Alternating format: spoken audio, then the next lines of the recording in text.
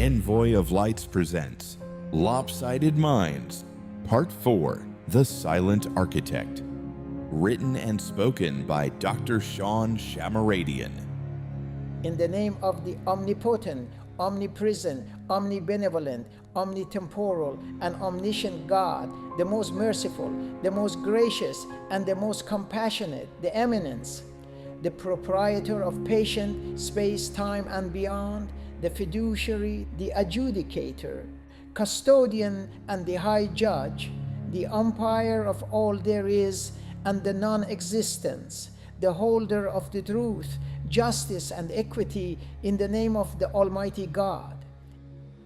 It occurs because crying is a biological obedience to meaning, to what makes sense.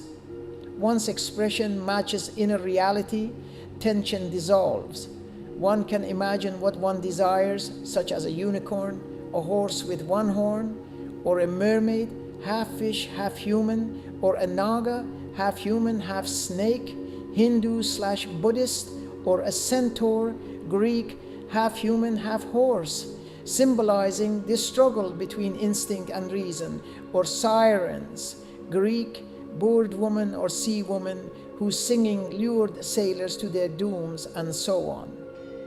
But reality sings a very different song, since none of these myths or mythologies align with fact. Similarly, the atheist wants us to believe that matter can think, talk, cry, or laugh, behave sensitively, make sense, or act prudently. They imply that physical laws of the universe, as brilliant as they are, can design, create, or architect laws, rather than hint at order and meaning in our universe and beyond, exhibiting the fine-tuning of the universe to explain, to elaborate the nature of the complex existence, but not build, concoct, or construct nature.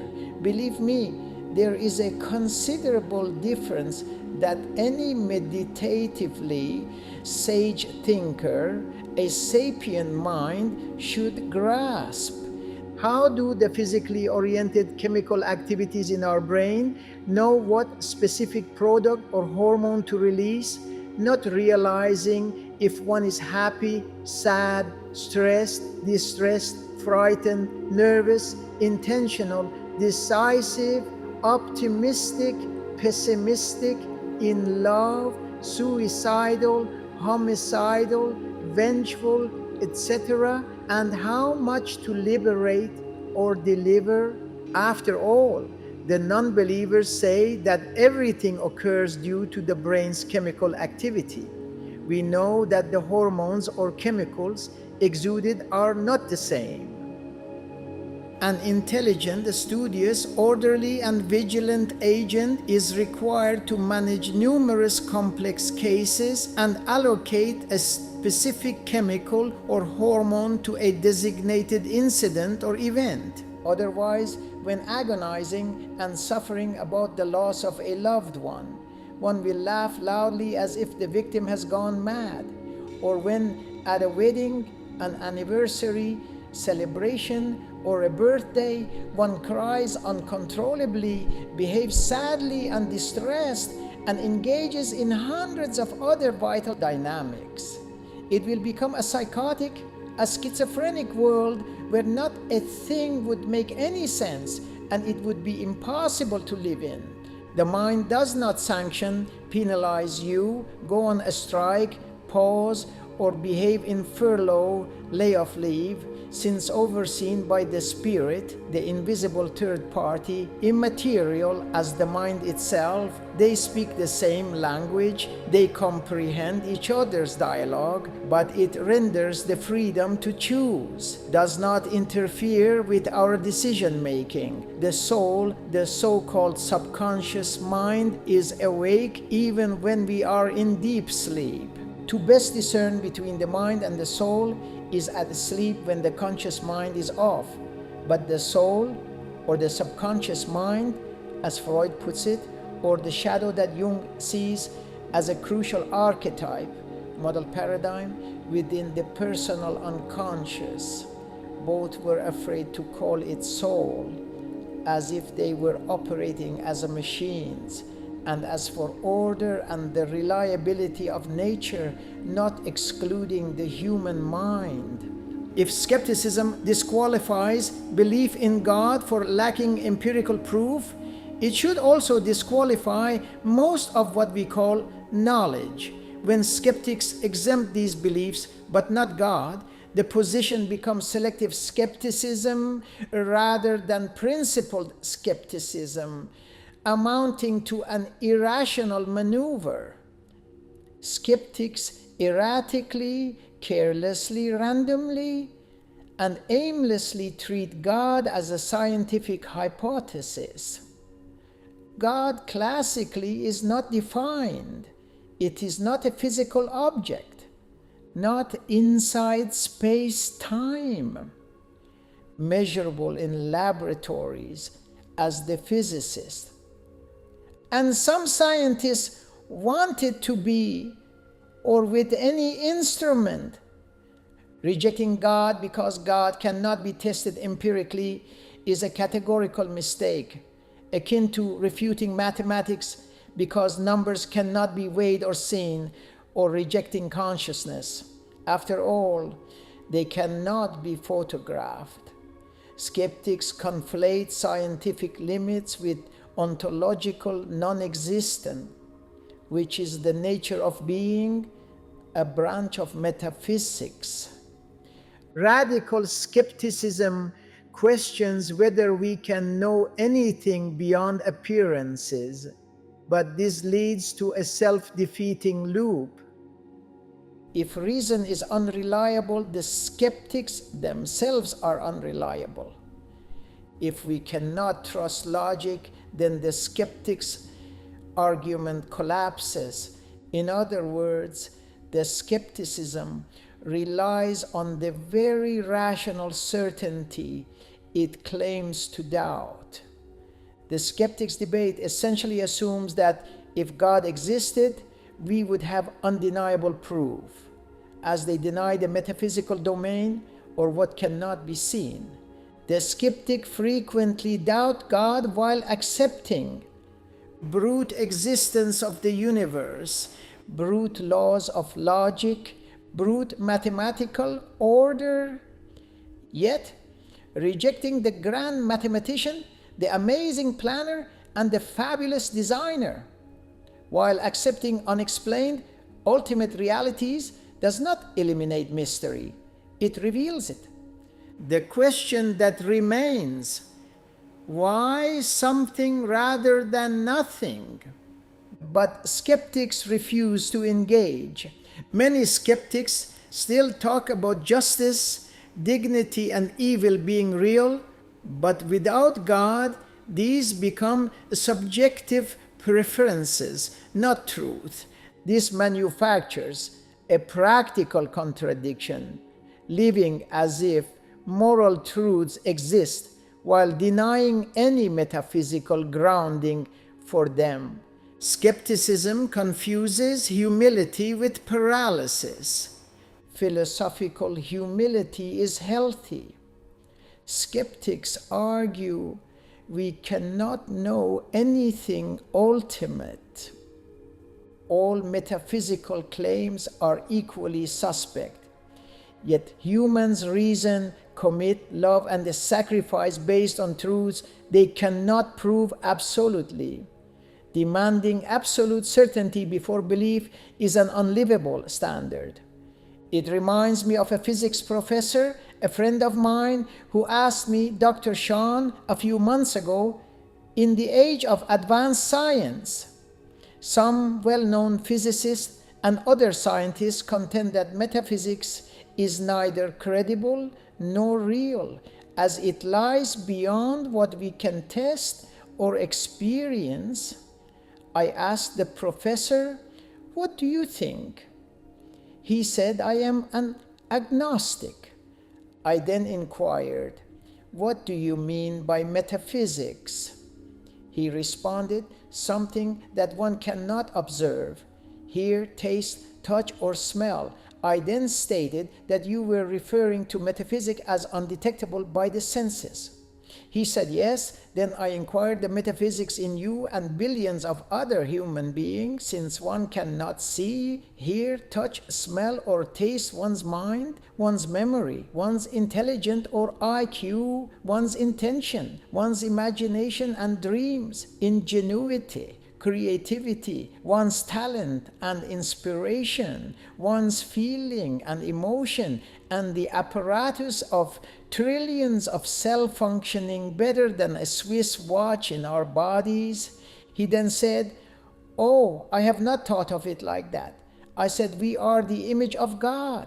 This is not to say that Satan is not in us, since undetected hazardous plans exist in the mind that are not seen. Because when one murders innocent people, rape, and commits acts of genocide and thousands of other demonic behaviors, it is Satan taking over the culprit's intelligence. Not that most criminals do not have intelligence, they do. They become the proponents of wickedness and evil. In contrast, when a firefighter gets killed in the act of duty to save a life, or one jumps to his death to save a drowning child, or covers a hand grenade and becomes scattered to pieces, or donates a kidney to a stranger, or hundreds of other angelic conducts, that is the angel in you, the God within. You heard me say Satan, yes. In layperson's terms, or religiously wise, it is symbolic to refer to evil as Satan. Bear in mind that in Freud's structural model, id, ego, superego, the id is primarily stressed as the troublemaker, the evil. Id as the usual culprit. What is it? Pure instinct, impulse, desire, operating on pleasure, passion, entirely unconscious. That is why I mention Satan or id, taking over the intelligence, defeating it. Why is it to blame? Because it wants immediate gratification, pleasure domination, aggression, and so on. In religious terms, Satan pushes for corruption, no morality, no logic, no responsibility, no concern for consequences. It is acquainted with addiction and violence, uncontrolled lust or rage, self-destructive pleasure-seeking. In short, Satan or id says, I want it now. Superego, the hidden villain, what is it? It internalizes rules, morality, authority, and guilt. It is the voice of parents, society, and religion saying no to behavior that is menacing, troubling, and corrupt. What can also be the culprits, and why? Too strict, crushing guilt, shame, anxiety creates perfectionism, self-hatred, moral paralysis, and dissonance within. It can materialize with chronic guilt, religious and moral obsession, harsh self-judgment, and inability to enjoy life. The superego says you are never good enough. Ego, the war zone or the battlefield? What is it? It is the rational mediator, operates on the reality principle. Why does it fail sometimes? Overwhelmed by ID or Satan within, crushed by superego demands, acting as a hardliner. When does it cause trouble? Use defensive mechanism, denial, repression, projection. Destroys reality to survive. The ego asks, how do I survive between these two enemies?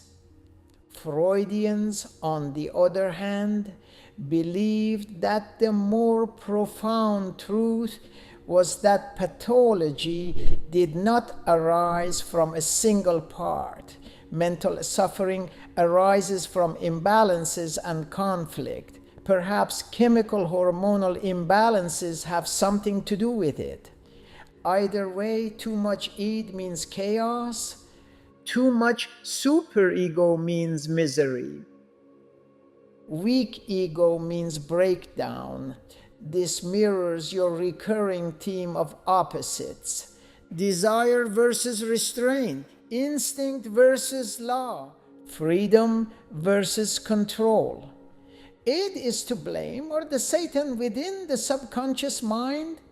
Most quietly destructive, the superego, most essential to strengthen the ego or the intelligence. Jung's views, the real culprit is the unintegrated shadow. Freud blamed impulses id. Jung blamed what we refuse to see in ourselves. The shadow is what Jung calls the Jung's culprit. They are all traits you reject, deny, or repress. Not only the evil impulses, but also unused strength, creativity, and power. Why does it cause trouble? Unconscious acting autonomously. The shadow does not disappear, it leaks out. How does it show up? Sudden rage, hypocrisy, and projection. They are evil, stupid, and corrupt. Moral superiority and self-sabotage.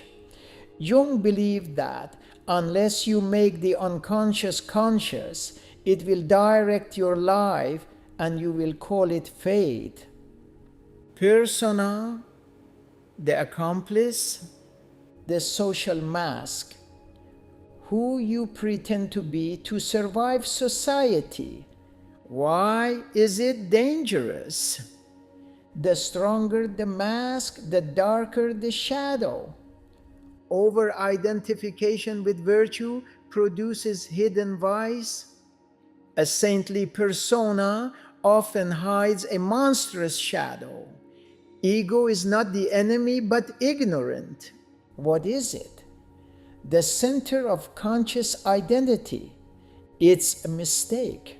Believes it is the whole personality. Denies the unconscious. Ego blindness, not ego strength, is the problem. Individualization, Jung's solution. Not suppression, not moral perfection, but integration. Individuation means acknowledging the opposite within, holding light and darkness, becoming whole, not good. For Jung, psychological wholeness requires opposition. It clarifies what I said earlier. The opposite exists in everything, not excluding human beings. Freud's versus Jung. Freud, we suffer because we are animals pretending to be civilized. This guy Freud has totally lost it. Jung, we suffer because we are whole beings pretending to be one-sided. Jung says, a wake-up call is the moment shadow knocks hard enough that the mask breaks. Therefore, I believe it is always possible to overcome evil, since human beings are endowed with the capacity to do good. I think Freud is wrong. We are, in our orientation, partially material, potentiated to reach the pinnacle of goodness through our mind, intelligence, and heavenly characters. That is not pathology. That is growth. Keeping up with perseverance in doing right and honesty to stick with it, to arrive at the image of God. When Freud thought we were animals, obviously, he would believe that sex is the ultimate explanatory force behind human behavior. Freud was writing in a post-religious, materialist Europe. He rejected metaphysics, divine purpose, and soul-related explanations. Instead, he needed a single universal driver of human life. The driver became libido, psychic, sexual energy. When religion says God is the prime mover, Freud says sexual energy is the prime mover. Not sacred, but functionally absolute. Why sex is Freud's God? He said humans are biological organisms first. Biology seeks pleasure, discharge, and survival. The strongest pleasure is sexual. Therefore, sex underlines personality, dream, desire, art, religion, morality, neurosis, and civilization itself. He argued that religion is a collective neurosis, God's projection of the Father. Ethics means repressed desire. In short, sexual repression builds culture. ID is a pure instinct, mostly sexual and aggressive. ID is primary. Everything else is a reaction to it. Sex is not one desire among many. It is the engine. To him is the God. Ego negotiates reality. Freud made sex into God as the deity is defined, because libido in Freud's system is as follows: universal, invisible, all-explaining, unfalsifiable, present behind every motive. Those are the same structural traits philosophers associate with deity, but stripped of transcendence and morality. The superego internalizes authority, parents, society, morality. Many critics, including Jung, Frankl, and religious philosophers, believed Freud did not eliminate God. He replaced God with sex. Carl Jung criticized Freud, saying, libido is not just sexual, it is psychic energy, meaning spirituality, creativity.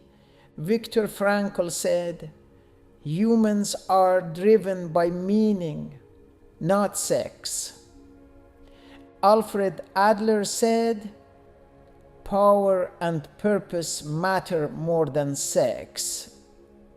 Modern psychology considers Freud over-sexualized. If matter is all there is, desire must explain everything. Once you deny soul, transcendent meaning, objective morality, and ethics, then you must ground motivation in biology, blame, or praise biology. He treated sexual energy the way theology treats God. God is the source of motion, the source of conflict, the source of order, the source of repression, the source of meaning. Many philosophers argue that Freud's theory is not neutral science. It is a metaphysical worldview in disguise. And where theology says man is the image of God, Freud implies man is made in the image of his urges. God is the source of meaning. Freud holds that libido is the source of meaning. Sin is a moral disorder. Freud holds that neurosis is sexual repression. Consciousness is the answer to truth.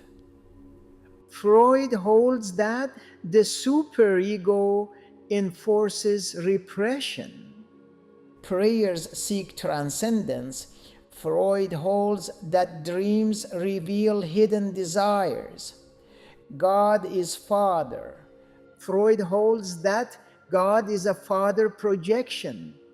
Freud claimed to be scientific, but his system does something science never does.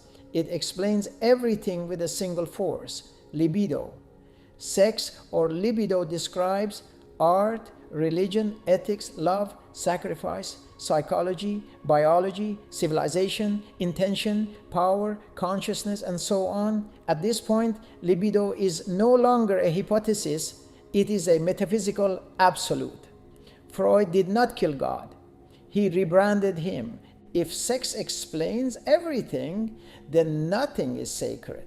If nothing is sacred, then meaning itself is an illusion. Modern culture inherited Freud's assumptions without questioning them. Desire equal to identity, suppression equal to harm, morality equal to repression, transcendence equal to denial.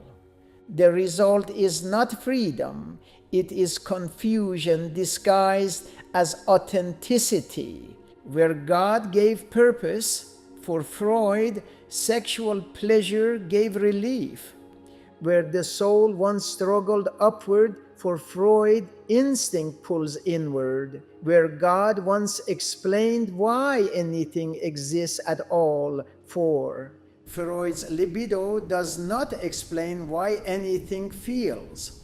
Like Marx and Engels, who thought economic and class struggle were everything, replacing God, they did not believe in. That matter is the cause of all that exists, being materialist ideologues. Freud believed that sex and libido are the cause of all that there is. Finally, Freud's culprit, the id. Jung's culprit, the unseen shadow, the cause of suffering, the refusal to integrate opposites. Bottom line, if there is a God, why does God not stop us from doing wrong? A God who values freedom, moral growth, or relationship may not overwhelm humans with coercive evidence. How can you tolerate a God that relentlessly instructs you what to do against your wishes, contrary to your will and intentions? That is a fascist deity irrelevant to your making choices and arbitrary conduct. It's good to know that life arises from opposing forces, many of which we do not detect. Hiddenness does not imply non-existence. It means a specific mode of existence or intention. The human body is not an exception to this. In the human body, opposite forces are everywhere. They create balance, motion, and life itself. Without the opposition, the body would collapse into either chaos or stasis, inactivity, like opposing forces canceling each other out, a deadlock. Here are some of the opposing physiological processes. Muscular opposite movement, like the function of the triceps bending versus straightening the arm.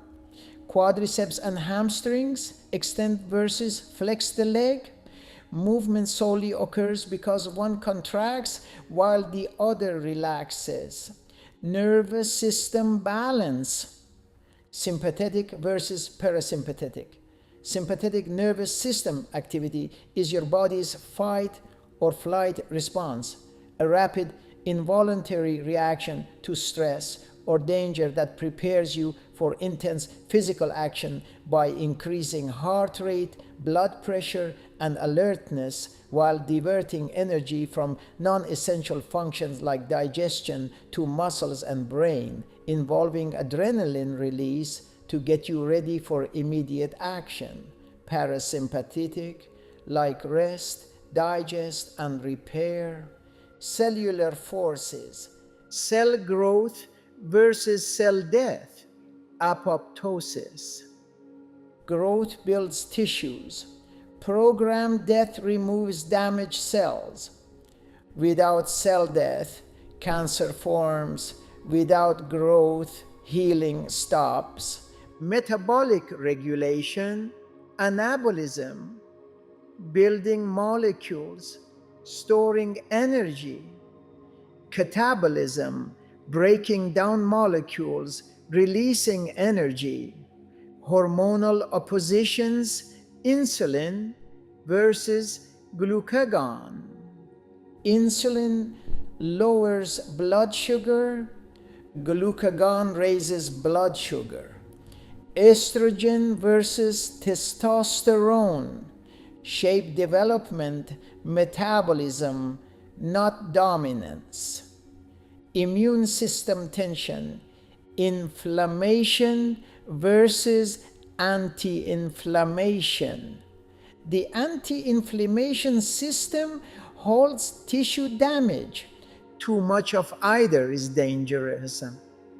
Psychological forces, emotion versus reason, desire versus inhibition, fear versus courage.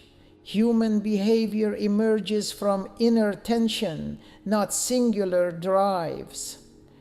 Mechanical forces, pressure versus resistance. Blood pressure pushes, the vessel walls resist. Circulation exists because of opposition. Genetic control, gene activation versus gene suppression. Some genes are activated, others silenced. Identity depends on what is not expressed as much as on what is. Homeostasis, the unifying principle. Stability versus change, and thousands of other invisible apparatus in our mind, spirit, and body. The body survives by never permanently choosing one side. Life is not the absence of conflict. It is organized opposition. Nothing in the body acts alone or absolutely. Every function exists because of its contrast, its counterforce. This mirrors nature, consciousness, and even metaphysical debates about the very existence of these phenomena, none of which are visible to the naked eye. Then the atheists insist on seeing things before believing them rather than attending a psychologist, physiologist, neurologist, or anthropologist to learn about their own functioning body and the mental and anatomical universe within them. Epicureanism, 4th to 3rd century BCE, key advocate Epicurus. Epicureanism, founded by Epicurus, sought pleasure as the highest good achieved through simple living, friendship, and freedom from fear and anxiety. Regarding gods, they believed they existed but were perfect, blissful beings living in interstellar spaces, totally unconcerned with human affairs, thus serving as models of tranquility rather than as creators or punishers. They weren't atheists, but rejected interventionist gods, viewing fear of them as a significant source of suffering. Their method, materialist philosophy, the world composed of atoms, empiricism, knowledge derived from the senses, simple living, valuing friendship, and understanding of nature. Their core belief, life purpose is to seek modest pleasure and avoid pain. Death is annihilation, not to be feared. They believed the gods were not judgmental. The gods served as role models, seeking to show humans what true, untroubled happiness is about. To them, gods existed but were perfect, indifferent to human affairs, uninvolved in creation, morality, or destiny. The problem with this philosophy is that a being that does not create, does not sustain, does not judge, does not care, is indistinguishable from non-existence, reducing God or God to psychological decoration rather than explanatory reality. Epicureans believed that the universe exists because of atoms randomly swerving and colliding. The problem with that analogy Random motion does not explain why atoms exist at all. Chance cannot explain order, intelligibility, or laws. The swerve, meaning to skew, curve, or diverge, is introduced without cause, thereby violating their own naturalism. In short, they smuggled mystery into matter while rejecting mystery in mind. In the absence of an objective moral obligation, justice becomes a social contract rather than a moral truth. Evil becomes an inconvenient pain, not an absolute wrong, not a matter of ethical responsibility, but a matter of comfort management. For them, existence has no purpose. Suffering has no meaning. Love, sacrifice, and conscience are evolutionary accidents. Epicureanism claims that everything is material and the soul dissolves at death. Yet truth, reason, mind, memory, intelligence, logic, and God are non-material. Why trust them? This kind of philosophy itself. A philosophy that dissolves reason cannot justify its own claims. Epicurean gods resemble an idealized human, emotionless, detached, and living in the spaces between worlds. It appears to be anthropological psychology. Gods are mental comfort, objects. If the universe is accidental, the gods are indifferent, and death is total annihilation, then why pursue truth? Why sacrifice? Why endure suffering for justice? They empty gods of power, meaning, and necessity, leaving behind a universe that exists for no reason, and humans who must pretend that peace is enough to acquire pleasure at any cost. If thoughts are random atomic structures, why trust them? That everything is an accident and with no purpose. The soul dissolves at death, and the gods they think exist are indifferent to everything. If so, why exist at all? They must have smoked hashish for pleasure while addressing their philosophy. Epicurean philosophers, like other atheist theorists, engage in wordplay. They dance the tango with their thesis about the non-existence of God without noticing much dissonance or flaws in their vain views about how matter created existence, since their so-called doctrine collapses under its own weight. Facing so much default, huge paucity in their work, as if they are illusional not to realize, or blinded to the mess they proudly offer to consumers of faith, theists, non-believers, and the rest, not caring that with titles as philosophers, professors, physicists, or scientists, they are valued globally. They should be extra careful in what they utter, because it can leave a dire effect and ill repercussion on cultures to feed on, arriving at no reasonable conclusion, often with terrible results, exhibiting rampant crimes, dominant violence, so much tumult, chaos, and disorder, sanctioning societies for the worse, where no one is safe. Stoic materialism. Stoicism is an ancient Greek and Roman philosophy of life that teaches how to live a virtuous, happy, and tranquil life by focusing on what is in one's control and accepting what is not. It is a practical framework for navigating daily challenges and making sound judgments. For example, how you respond to the problem matters far more than the problem itself.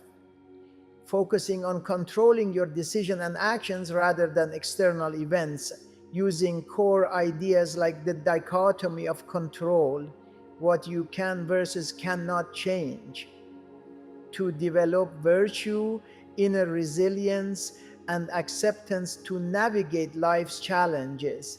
Stoicism falls short when evaluating existence in relation to the divine.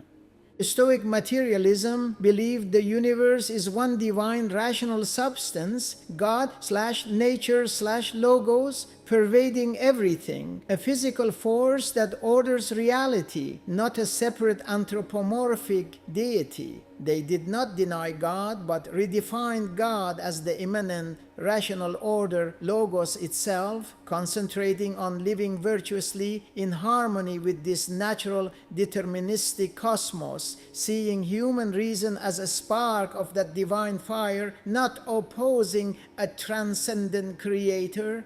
Monistic materialism, only bodies exist. Everything, including the soul and God, is corporeal, physical. They believed that God isn't separate from, but identical to, the universe's rational active principle. The Logos reason, which pervades and orders everything, a fiery rational breath or force that connects and animates all matter, making the universe a living, interconnected whole. The universe is providentially ordered by divine reason, meaning everything that happens occurs for the good of the whole, following necessary cause and effect. They rejected the notion of a transcendent, personal God who stands apart from the world. Their God is the universe's inherent structure and reason, not an external being.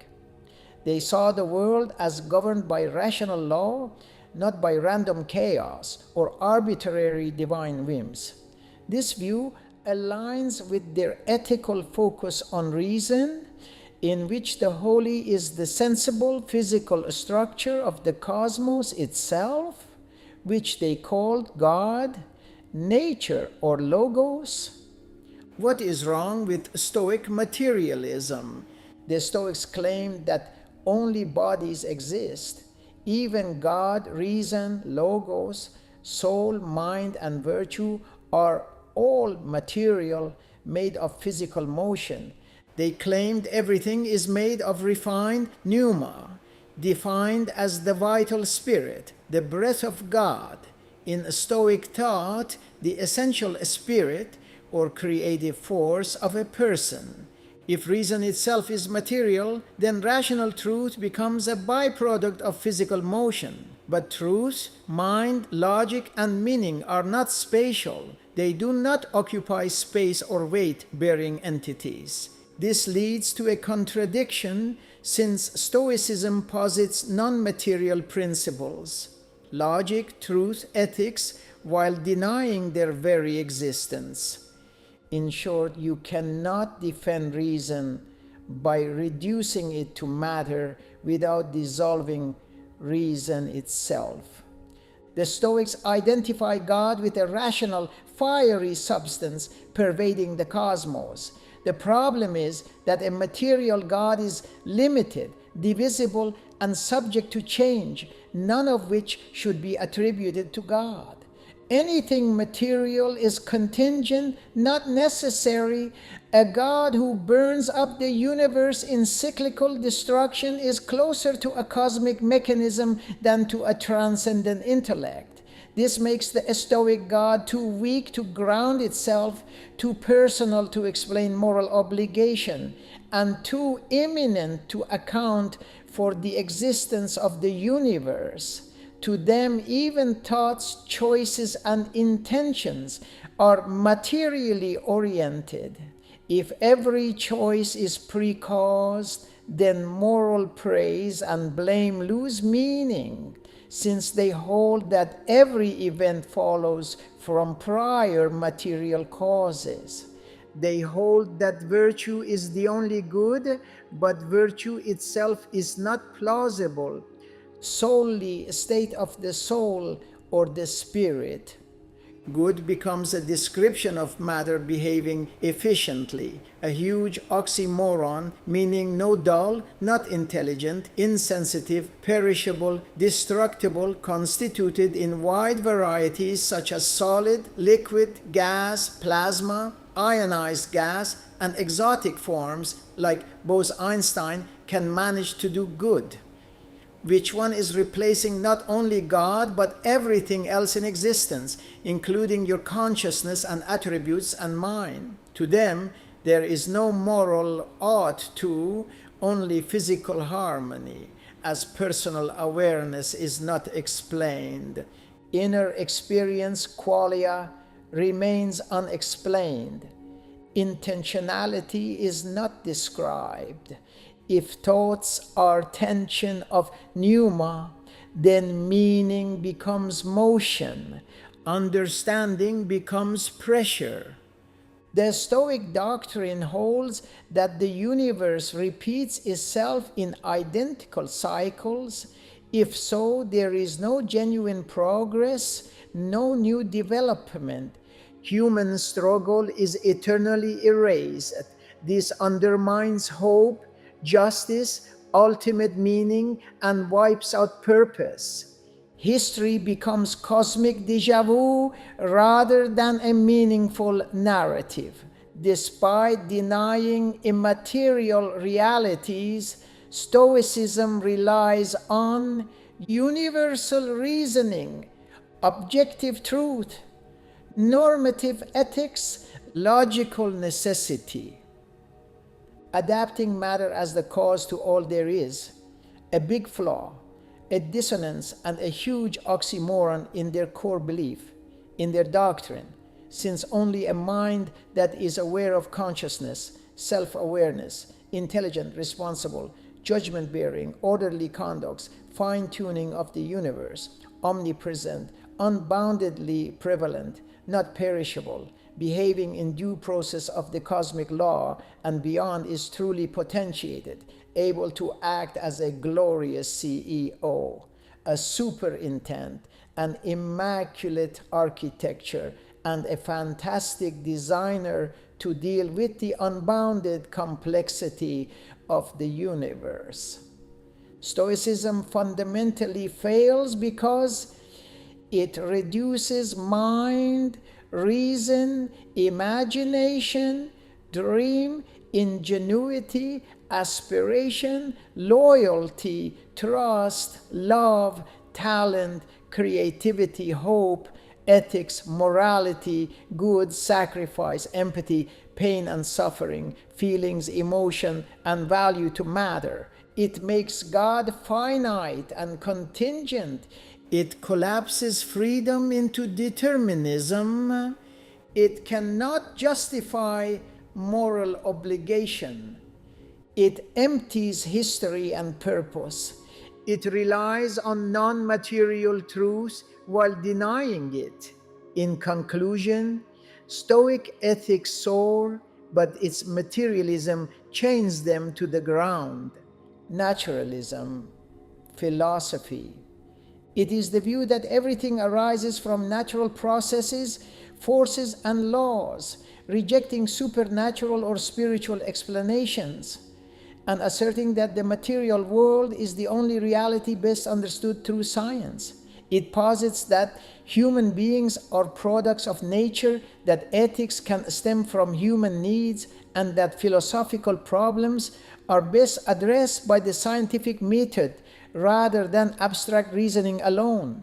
It denies the existence of gods, spirits, souls, or any transcendent realms, viewing them as non-existent or illusory. They believe that the universe consists of matter and energy, and that what we experience is the entirety of reality. Metaphysical naturalism.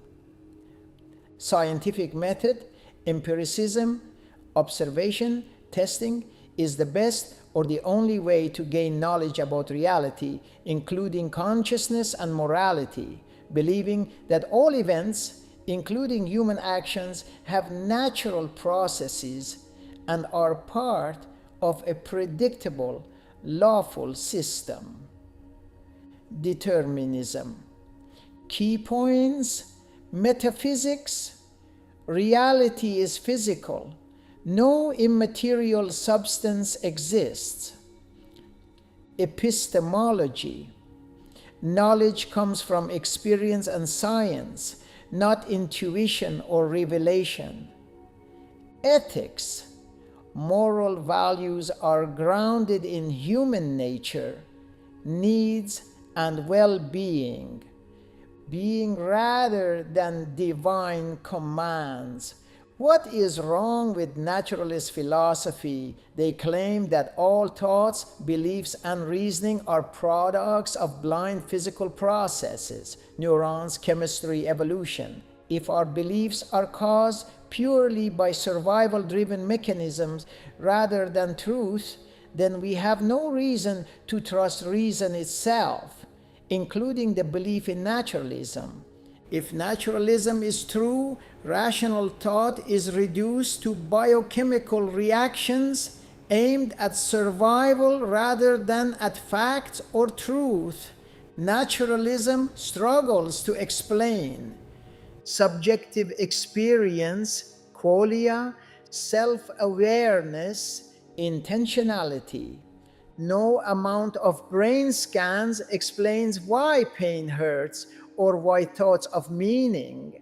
This is known as the complicated problem of consciousness. Under naturalism, the universe is indifferent, life has no purpose, and meaning is subjective or constructed. If meaning is merely invented, then nothing is truly meaningful, only temporarily useful. This leads to existential nihilism, even if most naturalists try to avoid it emotionally. They reduce morality to evolutionary instincts, social conditioning, and neurochemical states. This cannot justify objective moral obligations. It only describes behaviors. Naturalism can explain why people believe in morality, but not why they should obey it. At best, morality becomes preference or consensus, not truth. Naturalism appeals to the laws of nature but cannot explain why they exist. Why are they intelligent? Why does mathematics so precisely map reality? Naturalism reduces information to matter in motion. Information, codes, language, logic is not physical in nature. Truth values are not atoms. If they are, they must be awakened atoms that transfer intelligent information, communicate effectively for anything to make sense, and are not insulated, dull agents moving with no order, no purpose in the void. If they are, how is living ever possible? Meaning, do not weigh anything. Logic is neither visible nor tangible in space-time, nor is it seen in the human mind as no mind nor memory. Intelligence is seen anywhere in the neurons, yet science itself depends on these non-physical realities. Naturalism holds that life arose from non-life through unguided processes. This claim alone should refute the core principle of naturalism as fundamentally flawed. While mechanisms have been proposed, no complete natural explanation exists for the origin of biological information or the first replicating system. They are only assumed. They reduce the mind to the brain, love to chemistry, and free will to illusion. If free will is an illusion, then responsibility collapses. Praise and blame lose meaning. Rational choices disappear. Humans become biological machines. Value becomes utility. Power replaces meaning. Historically, naturalist views have often justified social engineering, dehumanization, and moral relativism when detached from transcendent grounding. Naturalism claims to be scientific, yet science itself does not prove naturalism. Naturalism is a philosophical commitment imposed on science. This is frequently known as scientism, confusing method with the worldview. Naturalism promises clarity. It states that the universe is simple: matter, motion, chance, space, time, no mastery, no purpose, no mind behind the curtain. Everything that exists, it says, can be weighed, measured, unguided, targeted, directed, or reduced by itself, since under naturalism, the universe does not care, does not intend. Purpose is smuggled in through human language, only to be denied at the metaphysical level. Meaning becomes a hobby, morality becomes a preference, and love becomes a secretion. Naturalism describes brains exquisitely, but consciousness, the fact that there is something it is like to be you, remains untouched. Neurons fire, but who is aware of them? No microscope has ever found a thought. No equation has ever located a meaning. No scan has ever detected a truth value. The mind is not merely complex matter, it is categorically different. Naturalism explains structure and function, but experience eludes it. If morality is adaptive behavior, then no action is genuinely wrong, only inconvenient. Genocide becomes a strategy that failed, not an evil that should never have been attempted. History becomes efficient brutality with better public relations. This is not moral progress, it is moral evacuation. On the contrary, naturalism depends on logic, non-physical, mathematics, timeless, laws of nature, abstract, truth, normative. Yet it denies anything beyond the physical. The worldview that claims to explain reality rests entirely on realities it cannot explain. It turns the universe into a machine and then wonders why no one feels at home inside it. Naturalism is not false because it studies nature. It is false because it confines reality to what nature alone can carry. When a worldview explains everything except reason, meaning, rationality, morality, and mind, it has not explained reality. It has explained it away from reality. It trusts logic while denying the source. It relies on truth while denying its authority. It practices science while denying the conditions that make science possible. Denies that the most astonishing fact is not that the universe exists, but that it is intelligible. Naturalism promised to free humanity from superstition. Instead, it reduces humanity to accidents, cold machines. No purpose, no meaning, no responsibility, no self-awareness, no home. We love as if we love matters. We argue as if truth exists. We condemn evil as if it were real. In conclusion, naturalism explains the world by first explaining it away. If reason is a survival reflex, truth is an accident. A worldview that cannot trust thought cannot be thought to be true. Naturalism reduces meaning to noise, then wonders why life sounds hollow. You cannot drive obligation from chemistry. Evolution explains why we believe, but not why belief should be trusted. If morality evolved, injustice would be only inefficiency. A brain can fire without thinking, but thinking cannot occur without meaning. No microscope has ever discovered a truth. Matter moves, but it never means.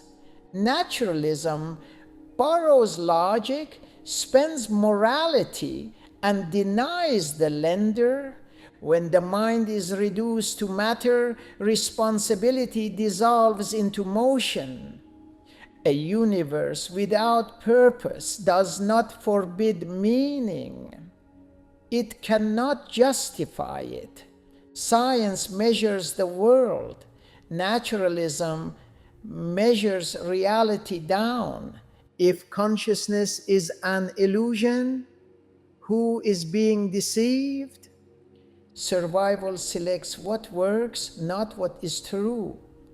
A belief caused solely by physics has no obligation to be correct. Naturalism calls metaphysics superstition, then smuggles it back in as an assumption. The laws of nature are written in mathematics, not molecules. Meaning is not heavy, but it carries everything. A machine can calculate, but it cannot care. Naturalism removes the soul, then asks why the body feels empty. If free will is an illusion, so is blame, so is praise. A worldview claims humility before nature, yet declares that nature is all that exists. Truth is not adaptive, it is binding. When everything goes wrong or is accidental, nothing is accountable. Naturalism mistakes description for explanation. The mind is not in space, yet it understands space. The greatest miracle is not that the universe exists, but that it can be known. Naturalism survives by assuming what it cannot explain. It denies transcendence while standing on it. It empties the universe of meaning, then blames humanity for feeling lost. Across its many schools, materialists, atomists, skeptics, empiricists, positivists, existentialists, or scientific atheism often sound less like fresh intellectual movements and more like a broken record. The tune rarely alters, only the labels on the record sleeve do. What makes this repetition striking is not its confidence, but its circularity and vain maneuver. Atheism frequently assumes what it claims to conclude, that reality must be close to anything beyond matter, then congratulates itself for finding nothing beyond matter. The same limited refrains are replayed again and again. There is no evidence, and that nature explains itself, that religion is outdated, meaning is self-created, and that nature is unguided. There is no purpose. These claims are so frequent that repetition itself begins to masquerade as proof.